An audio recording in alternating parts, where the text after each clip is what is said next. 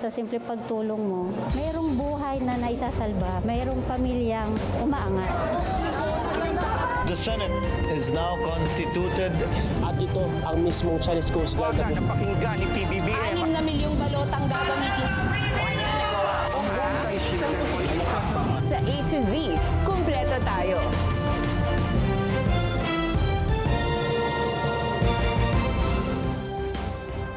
Luzon, Visayas, Mindanao at buong mundo. Ngayon ay Biyernes, April 24, 2026. Ako si Barbie Mulak at ito ang balitang A to Z. Bus nasunog sa EDSA Ortigas. Biyahe ng MRT na antala. Iniwanan mong nakabulagta sa kalsadang parang aso, bali-bali ang buto.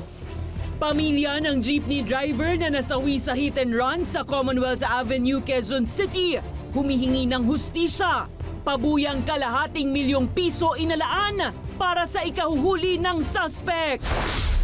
DOJ team dumating na sa Prague, Czech Republic para makipag-ugnayan ukol kay ex-congressman Zaldico.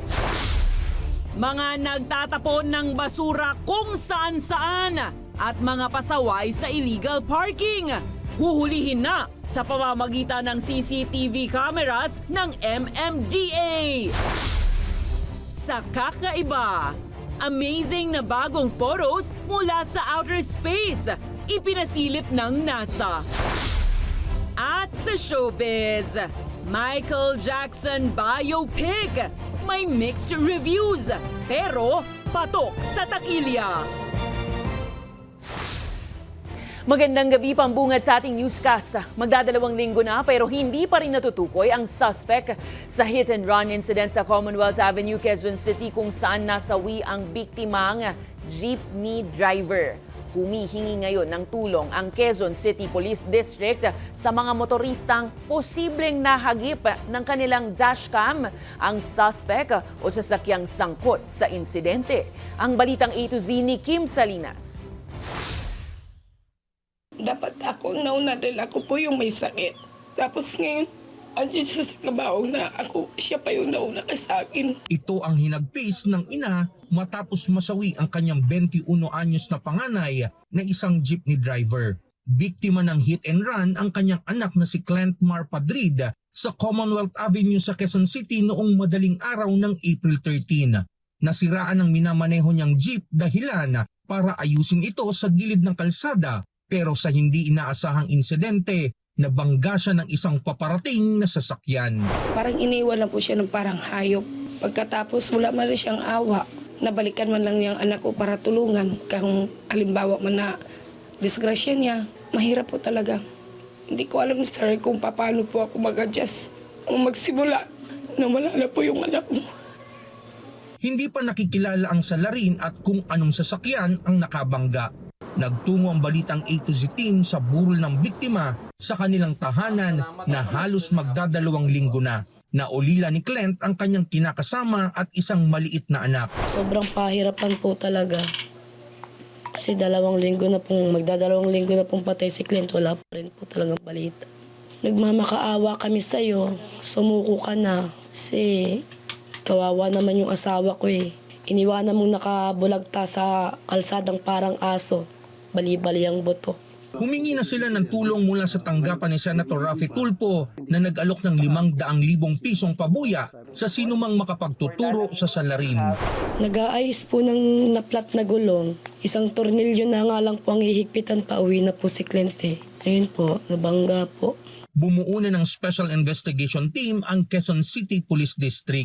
Unfortunately po, wala tayong mga witnesses and yung CCTV po doon sa area na malapit is hindi rin po gumagana. So yun po yung ginagawa ng ating mga kapulisan ngayon is naghahanap talaga ng mga CCTV pa doon sa area kung saan makikita yung kung ano-ano yung mga sasakyan na dumaan Lumalabas din sa investigasyon na posibleng mabilis ang takbo ng sasakyang nakabangga sa biktima. Nagkaroon po ng mga sugat, gas-gas itong biktima kung saan makikita po doon sa pinangyarihan na nakaladkad po siya ng ilang metro na palayo doon sa kanyang sasakyan. Panawagan ng QCPD sa mga motorista na dumulog sa pulisya sakaling nakuna ng kanilang dashcam ang pangyayari. Para sa Balitang Ito Z, Kim Salinas. Nagliyab ang isang bus sa southbound lane ng EDSA Ortigas flyover Biyernes ng gabi. Ayon sa Metropolitan Manila Development Authority, nangyari ang sunog pasado alas 6 na ng gabi at agad namang nirespondihan ng mga bumbero. Apektado ang dalawang lane sa bahagi ng EDSA White Lanes na nagdulot ng matinding trapiko sa lugar. Samantala, inihayag ng Department of Transportation na naibalik na ang operasyon ng MRT-3 bago mag-alas 7 ng gabi matapos nga ang bahagyaring pagkaantala dahil sa insidente dulot ng makapal na usok. Wala namang napinsala sa overhead catenary system ng MRT-3 sa kabila ng insidente.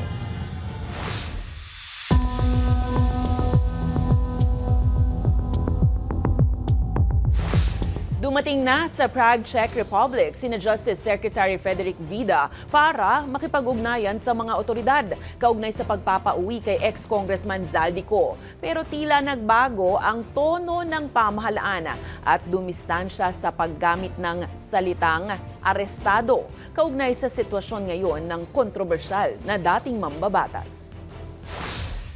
We will bring Zaldico home. Mahigit isang linggo matapos maiulat na nasa kustodiya na ng mga opisyal sa Czech Republic ang ex-congressman na si Zaldico dahil sa umano'y issue sa kanyang travel documents. Wala pa ring naisa sa publikong mga larawan ukol sa pagkakadetain sa dating mambabatas. Tila nadagdagan naman ang mga katanungan nang dumistansya ang Department of Justice sa salitang arestado at sa halip ay sinabing nahigpitan o na-restrain ang kalayaan ni Ko.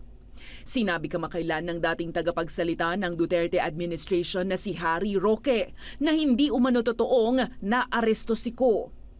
Sa harap nito, iginiit ni Palace Press Officer Claire Castro na walang kontradiksyon sa mga pahayag ni Pangulong Ferdinand Marcos Jr. nang ianunsyo ang pagkakahuli kay Ko dahil hindi naman ginamit ng Pangulo ang salitang arrest sa kanyang pahayag. Matipid naman sa detalye si Executive Secretary Ralph Recto at ipinauubaya sa DOJ ang issue. It is a justice matter and Secretary Vida will be back in a few days.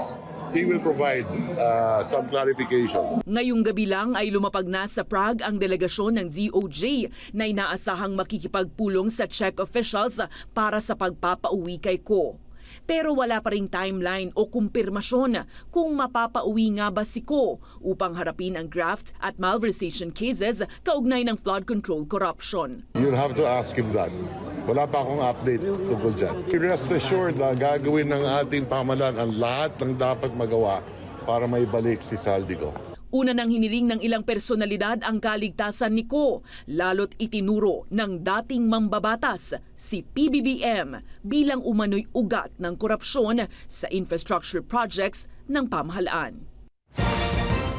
Ginisa ng Sandigan Bayan ang dating DPWH NCR Assistant Regional Director na si Gerald Opulencia matapos sabihin na wala siyang alam sa mga anyay commitment niya sa mga contractor at district engineers para sa flood control projects kahit na iniutos niya umano ang mga ito. Sa pagdinig ng Sandigan Bayan 3rd Division ukol sa bail hearing ng kasong malversation ni dating Senator Bong Revilla, diretsahang sinita ni Associate Justice Carl Miranda ang salaysay ni Opulencia. Anya dapat ibigay niya ang kumpletong katotohanan lalo't binigyan siya ng immunity. Paliwanag ni Opulencia, siya ang nakipag-ugnayan sa mga district engineers para sa project list, status reports at delivery ng commitments sa utos umano ni ex-DPWH Undersecretary Roberto Bernardo kasabay ng pagtutukoy sa mga engineer na sumunod sa kanyang utos. Pero nang tanungin siya paano ito isinasagawa, biglang kabig si Opulencia at sinabing wala umano siyang alam kaya lalo pang pinuna ng korte ang kanyang kredibilidad bilang state witness. Samantala binigyang diin naman ni Associate Justice Ronald Moreno na walang batas o DPWH guidelines na nag-uutos ng commitments mula sa mga proponent. Binatikos ng ilang miyembro ng Kamara ang depensa ni Vice President Sara Duterte sa mga akusasyon ng mga hindi maipaliwanag na yaman. Ayon kay Congressman Terry Ridon ng Bicol Saro Party List, kaduda-duda at hindi makatwiran ang pagpapaliwanag na ang cash-in bank o yung pumapasok na pera ay ilalagay lang sa others pagdating sa SALN. Anya lumalabag ito sa prinsipyo ng transparency at accountability at paglabag sa tiwala ng taong bayan para sa isang public official. Samantala, sinabi naman ni Manila 3rd District Representative Joel Chua na hindi pa naikakatwiran ng maayos ni VP Sara ang mga akusasyon laban sa kanya, lalo't hindi pwedeng ipagsawalang bahala ang mga natuklasan ng Anti-Money Laundering Council.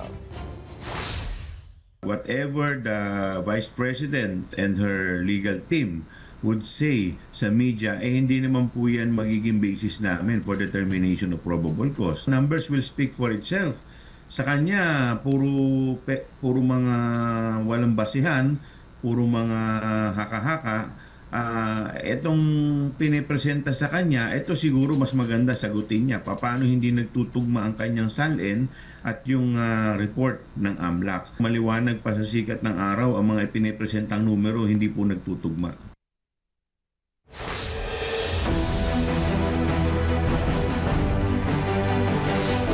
Kasabay ng pagdiriwang ng ika-70 taon ng diplomatic partnership ng Pilipinas at Japan mula 1956, bibisita si Pangulong Ferdinand Bongbong Marcos Jr. sa bansang Japan mula May 26 hanggang 29 para palakasin ang strategic partnership ng Manila at Tokyo. Ayon sa Malacanang, gagawin ang state visit matapos ang imbitasyon ng gobyerno ng Japan kasabay ng isasagawang pagpupulong kasama si Japanese Prime Minister Takaichi Sanae. Tututukan ng dalawang lider ang mga isyu ng enerhiya at food security, maging ang maritime security sa Asia at iba pang pandaigdigang usapin. Kakasama sa biyahe si First Lady Liza Araneta Marcos kung saan makikipagkita rin sila kina Emperor Naruhito at Empress Masako sa Imperial Palace, Tokyo para sa state ceremony at banquet. May schedule din ng business meeting si PBBM at makikipagdialogo sa Filipino community sa Japan.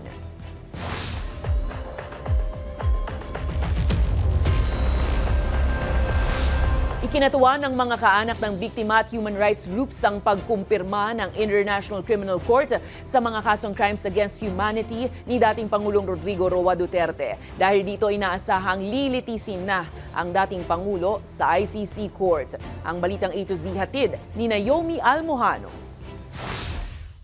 Today, the judges of Pretrial Chamber 1 of the International Criminal Court unanimously confirmed all the charges against Rodrigo Roa Duterte and committed him to trial before a trial chamber. Buhay na buhay ang pag-asa para sa mga naulilang kaanak ng mga napaslang sa extrajudicial killings sa ilalim ng liderato ni dating Pangulong Rodrigo Duterte.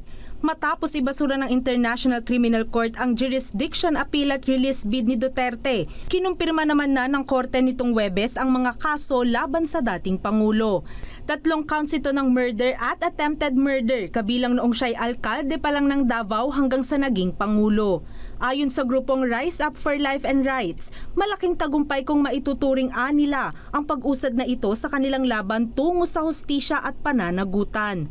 Anila magsasampung taon nang maupo sa pwesto si Duterte at mangyari ang kanyang madugong war on drugs kung saan napatay ang kanilang mga mahal sa buhay, inaabangan na nilang makita siya sa korte. Naniniwala ang isang human rights lawyer na papanigan sila ng batas at maibibigay ang hustisyang matagal nang inaasam. Sobrang masaya yung pakiramdam kasi ito na yung inaantay namin para mag-proceed to trial yung kaso. And tsaka yung mga victims nag-aantay na yan for the past 10 years, no? At ang dami ng mga dilatory tactics yung in-employ ng Duterte camp para lang matigil yung proceedings. At dahil nga kumpirmado na ang charges kay Duterte kaugnay ng crimes against humanity, tuloy na ang kanyang paglilitis.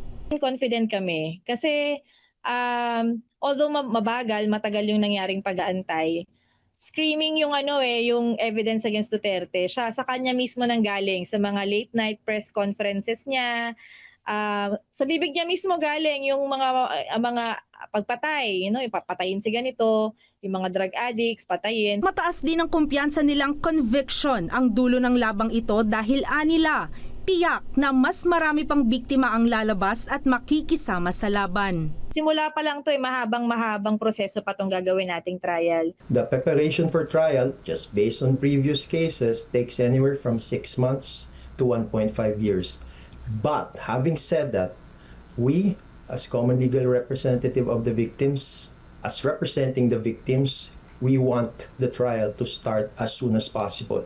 Taliwas sa tila tapang na ipinapakita noon ng dating Pangulo na mga pangahamon niya sa ICC, hindi pa rin siya nagpapakita sa korte hanggang ngayon. Umaasa naman ang mga abogado at mga biktima na sa taong ito, masisimulan na sana ang paglilitis, dadalo at haharap ng pisikal si Duterte at lalong maging ang mga pamilya ng biktima na magbibigay ng kanilang testimonya sa madugong gera kontra droga.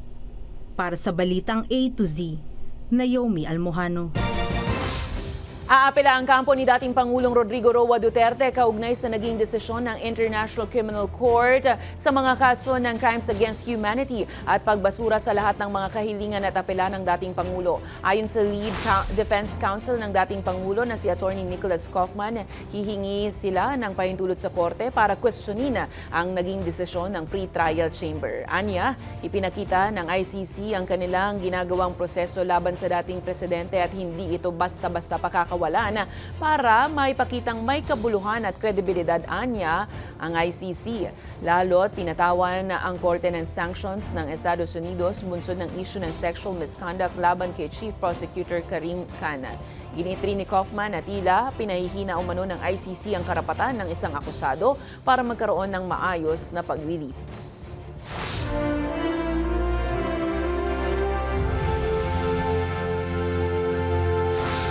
Nangunguna pa rin si Vice President Sara Duterte sa preference ng mga botante para sa 2028 presidential elections. Base yan sa survey ng Oxa Research sa unang quarter ng 2026. Nakakuha si VP Sara ng 33%, pagamat bumaba ito ng 5 puntos noong huling quarter ng 2025. Sinundan siya ni dating Vice President Leni Robredo na may 21% at tumaas po yan ng 13 points mula 8% lang noong 2025. Ibig sabihin, bumaba ang agwat ng dalawa mula 30 points nung nakaraang taon na 12 puntos na lang yan ngayong unang quarter ng 2026. Isinagawa ang survey March 19 hanggang 25 sa 1,200 na registered voters na may plus-minus 3% margin of error. Isinusulong ngayon ni dating Senator Antonio Trillanes IV ang pagbuo ng koalisyon sa pagitan ng oposisyon at administrasyon ni President Ferdinand Marcos Jr. para maiwasan anya ang posibleng pagkapanalo ni Vice President Sara Duterte sa 2028 presidential polls. Ayon kay Trillanes, hindi umano makabubuti sa Pilipinas ang posibleng panibagong pag-upo sa pagkapangulo ng isa na namang Duterte. Sa kabila ng mga paratang na hindi nasasagot tulad ng umano'y kaugnayan sa drug cartel at issue ng korupsyon. Giit ni Trillanes, kailangang magkaisa ang political forces para maiwasan ang three-way race na posibleng magbigay daan sa panalo ni VP Duterte. Sa kabila nito, isinusulong naman ni Trillanes na tumakbo sa pagkapangulo si Senator Risa Ontiveros matapos sabihin ni Naga City Mayor at ating VP Leni Robredo na wala siyang planong tumakbo sa national elections sa 2028. Remember, the Duterte family, bata pa itong mga ito eh. So, even if assuming they won't win in 2028, they would still be eligible sa 2034, then 2040 and down the road, di ba? So, kailangan eternal vigilance dito.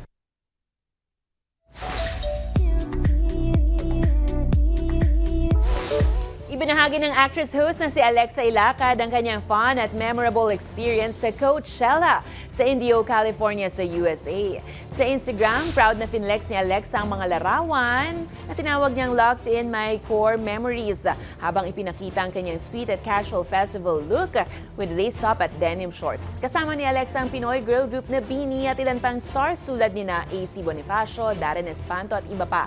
Umani naman ng good comments sa netizens ang post ng kapamilya actress dahil sa kanyang pretty and pink style na akma sa festival vibe. Susunod, mga nagtatapon ng basura kung saan-saan at mga pasaway sa illegal parking, huhulihin na sa pagbabantay ng CCTV cameras ng MMDA. At sa kakaiba, amazing na bagong photos mula outer space, ipinasilip ng NASA. Abangan ang kumpletong ulat sa pagbabalik ng Balitang A to Z.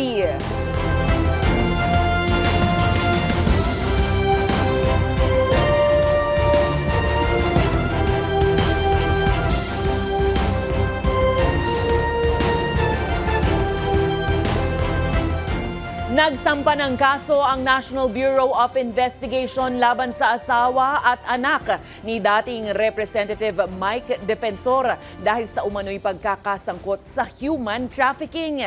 Isinampa ang kaso sa Pasig City Prosecutor's Office para sa asawa ni Mike na si Julie at anak na si Miguel, kasama ang iba pang individual dahil sa paglabag umano sa Anti-Trafficking in Persons Act. Lumabas sa investigasyon na ang umano'y hotel na pagmamay-ari ng pamilya Defensor ang ginamit sa isang sexual exploitation ng 54 na babaeng biktima. Matapos ang raid ng NBI sa isang disco bar sa Pasig City, nasagip ang mga biktima na pinangakuan umano bilang customer care assistants pero naipasok naman sa iligal na gawain kapalit ng bayad na 10 hanggang 20,000 piso. May kaugnayan din umano ang establishmento sa isang hotel na may umano'y secret passage patungo sa mga kwarto na ginagamit sa operasyon. Iginit naman ng NBI na walang politikang motibo rito. Samantala sa isang pahayag, iginiit ni Julie na wala umano silang koneksyon sa establishmento at hindi umano totoo na mayroon anyang nangyayaring harassment. Iginiit rin ni Julie na abot sa halos 1,000 empleyado ang mawawalan ng trabaho dahil sa ginawa ng NBI. Naka-video yung buong operation. Connected yung hotel. Merong secret na passage papunta ron sa hotel. May transaction, kakausapin yung mga pimp na mga anong tawag doon, parang manager yung tawag. Tapos magta-transaction, pag nahis yung transaction, aakyat na doon sa hagdanan sa likod, paakyat diretso rin sa mga kwarto na pinapalabas nila na hotel. And it so happened, the hotel is owned by Sirin, kung saan presidente yung asawa ni dating Congressman Mike Defensor. Paalala sa ating mga ka-A to Z, bawal pong magtapon o magtambak ng basura kung saan-saan na, lalo't maghihigpit na ang MMDA. Gagamitan na rin kasi ng ahensya ang mahigit 400 CCTV cameras nito sa buong Metro Manila para hulihin ang mga lumalabag sa pagtatapon ng basura. Ang detalye sa Balitang A to Z ni Ace Cruz. Gagamitin na rin ang CCTV camera sa no contact apprehension para manghuli ng mga nagtatapon ng basura kung saan-saan. Gaya sa videong ito kung saan itinapon ng babae ang kanyang basura sa ilog. Hindi sa lahat ng lugar at sa lahat ng oras ay nandiyan ang ating mga barangay at ang ating mga enforcer. Ito na nga, gagamitin natin teknolohiya para maging mas maigting. Nitong 2025, umabot sa 7 tonelada ng basura ang nakolekta ng MMDA sa mga ilog at estero. May agam-agam ang Eco Waste Coalition sa paggamit ng CCTV camera sa panguhuli sa mga violator sa pagtatapon ng basura. Ang tagal ng proseso, tapos hindi pa alam agad ng tao na may ginawa siyang mali. Gate ng environmental group, kailangan isulong ng gobyerno ang recycling para mabawasan ang mga basurang itinatambak sa mga landfill. 20% na lang yung mga residual o yung mga panapon o latak. At ito na lang ang dapat ilalagay mo sa landfill. Ito na lang yung dapat nagiging problema. Makikipag-ugnayan ng MMDA sa mga barangay para tukuyin ang pagkakilanlan ng violator na mahuli sa alinman sa 400 CCTV camera sa Metro Manila. Bibigyan din sila ng pagkakataong i-contest ang huli. Bukod sa mga nagtatapon ng basura kung saan-saan, huhulihin na rin sa pamamagitan ng NCAP ang illegally parked vehicles. Bago tuluyang ipatupad sa mga susunod na linggo, magkakaroon ng pulong ang Metro Manila Mayors para plansyahin ang polisiya. Para sa Balitang A to Z, Ace Cruz. Nagprotesta sa headquarters ng Armed Forces of the Philippines ang iba-ibang progresibong grupo ngayong Biyernes kasunod ng umano'y anti-insurgency operation sa Negros Occidental na ikinamatay ng 19 na individual. Kasama sa mga nasawi ang isang Eliza Alano at local journalist na si RJ Ledesma batay sa mga ulat ng mga nagpoprotesta. Humiling ang grupong karapatan ng isang independent o hiwalay na investigation sa pamamagitan ng Commission on Human Rights at iba pang international human rights groups dahil anila kailangan ng malinawan ang katotohanan sa insidente. Samantala, iginit naman ng Philippine Army 303rd Infantry Brigade na may mga napatay na umano'y rebelde mula sa New People's Army sa mga engkwentro nito sa Tuboson, Negros Occidental. Nais po naming malaman ang katotohanan kung ano po yung nangyari sa araw na yon. Bakit po ganun yung katindi, yung nangyaring itsura ng katawan kahit ng mga tinatawag na NPA. No? Hindi na ho makilala dahil hindi po kami naniniwala na yung 19 yon parang bumagsak lang, parang mga manok. No?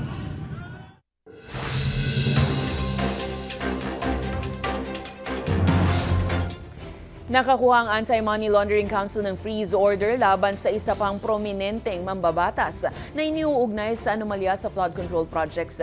Inisyu ng Court of Appeals ang freeze order na sumasaklaw sa pagpigil sa paggalaw ng mga ari-arian ng naturang mambabatas habang hindi pa naihahain ng forfeiture case. Samantala, mariin namang pinasisinungalingan ni Vice President Sara Duterte ang mga paratang na may bilyong-bilyong pisong dumaan sa kanyang mga bank account kasabay ng pagbatikos sa kanya ni na dating Senator Antonio Trillanes IV, Commission on Audit at Anti-Money Laundering Council. Sa kanyang pahayag, sinabi ni VP Sara na paulit-ulit lang umano ang paratang ukol sa kanyang natatagong kayamanan sa loob ng mahigit isang dekada. Git naman ng ilan na wala namang solidong tugon si VP Sara Duterte sa isyu ng korupsyon at pinaiikot-ikot lang anya kasabay ng hindi pagharap sa mga pagdinig.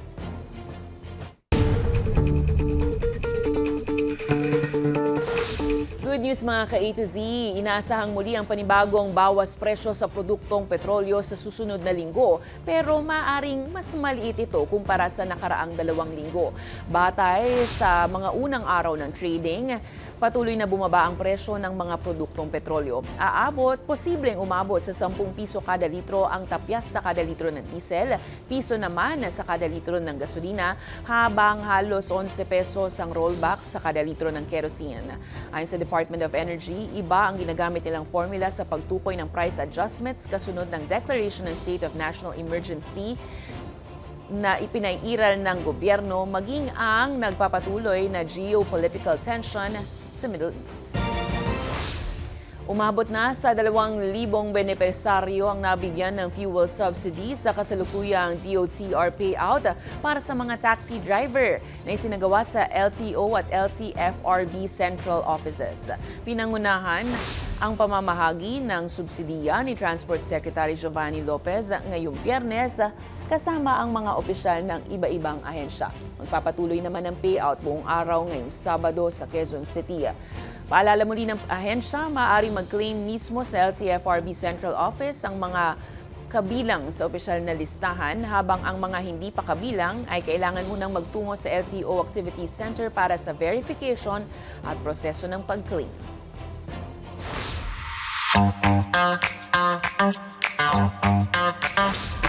Muling pinahangan ng National Aeronautics and Space Administration o NASA ang publiko sa mga bagong release na koleksyon ng larawan mula sa iba-ibang bahagi ng solar system kasunod ng ilang mission kabilang ang Artemis 2 ngayong Abril.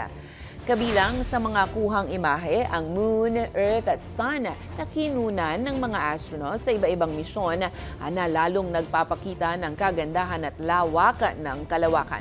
Umani naman ang paghanga sa netizens ang kakaibang visual experience na ito na anilay minsan lang makita ang outer space na para bang nagbibigay ng kakaibang pakiramdam kapag nasaksihan. Sa aming pagbabalik sa showbiz, Michael Jackson biopic may mixed reviews pero patok sa takilya. At sa kakaiba, natatanging bulaklak na Rafflesia muling namataan sa kagubatan ng Bulacan. Huwag bibitiw, tutok lang sa Balitang A to Z.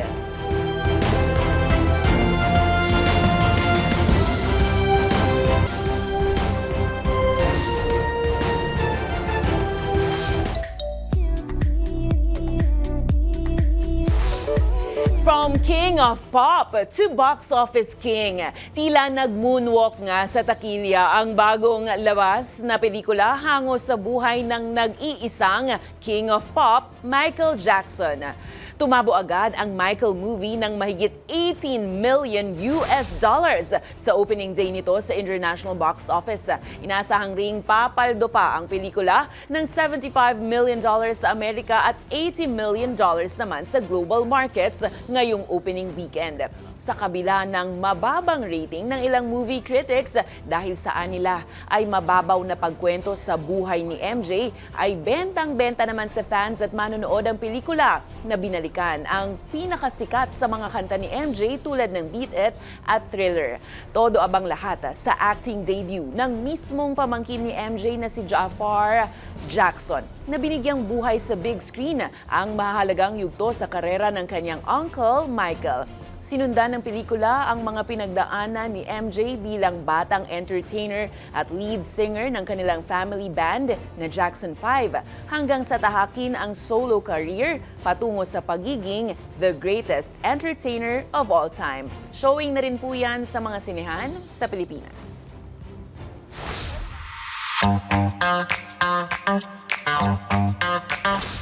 Wow! Naidokumento ng Department of Environment and Natural Resources Central Luzon ang panibagong sighting ng pambihirang halaman na Rafflesia lagaski sa kagubatan po yan ng Doña Remedios, Trinidad, Bulacan.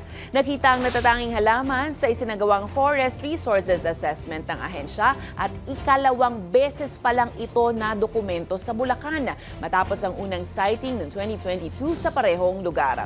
Pinapatunayan ng presensya ng Rafflesia na nananatiling mayaman at halos hindi nagagalaw ang biodiversity ng kagubatan sa naturang lalawigan. Isang pambihira, parasitic at endemic na halaman ng Rafflesia na matatagpuan lang sa mga bulubunduking bahagi ng Luzon at kilala sa malaki nitong bulaklaka at matinding amoy. Hinihikayat din ng DNR ang publiko na tumulong sa pagprotekta ng mga natitirang natural habitat laban sa iligal na gawain at pagkasira ng kalikasan. Kung kayo ay may kwentong kakaiba, mga kwento ng pag-ibig o storya ng inspirasyon at pag-asa, maaari itong ibahagi. Sumali sa ating Facebook group na Balitang A to Z. Panoorin ang replay ng ating programa at sundan ang ating social media pages. Hanapin ang Balitang A to Z. Ang ating pabaong quote of the night ngayong Biyernes ay mula sa philosopher, guro at political thinker na si Confucius. Sabi niya, ang mga yaman at kapangyarihang nakamit sa immoral at maling paraan ay lilipas at maglalaho ring parang ulap. At yan po ang mga balita at impormasyon, mga kwentong may dalang inspirasyon na tinutukan ng Balitang A to Z. Ako si Barbie Mulak, maging maalam, makialam. Magandang gabi sa iyo, Pilipinas. Happy weekend!